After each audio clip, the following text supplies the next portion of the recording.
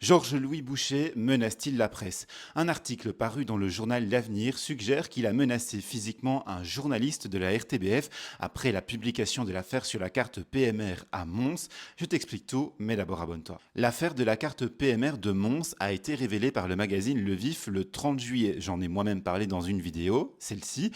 Et il semble que la RTBF ait décidé d'en parler aussi le même jour sur son site internet, en radio et puis au journal télévisé. Mais au final, seul l'article sur le site internet est paru. La rédaction n'a pas souhaité expliquer pourquoi elle a annulé visiblement en dernière minute les reportages en radio et en TV.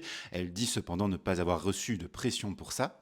Et elle reconnaît auprès du journal L'Avenir que le premier article publié donc sur le site internet contenait quelques erreurs factuelles. C'est ça précisément qui n'aurait pas plu au président des réformateurs qui a appelé la rédaction furieux. Georges-Louis Boucher assume avoir été très virulent au téléphone, mais c'est une phrase précise qui cible l'auteur de l'article sur Internet qui a beaucoup choqué la rédaction de la RTBF.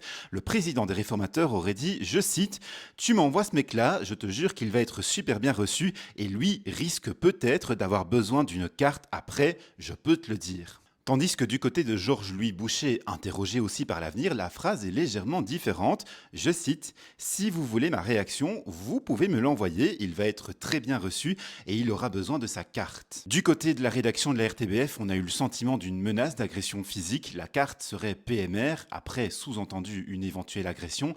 Du côté de Georges-Louis Boucher, on ne menace pas d'agression physique, la carte serait de presse. Sur l'affaire de la carte, le libéral a aussi envoyé une mise en demeure à l'Instagrammeur Yurbis, qui en avait parlé également, et une mise en demeure au PS pour ce post sur X. Moi-même, je n'ai pas reçu de mise en demeure, mais tout de même une demande de l'attaché de presse de Georges-Louis Boucher pour modifier le titre de ma vidéo.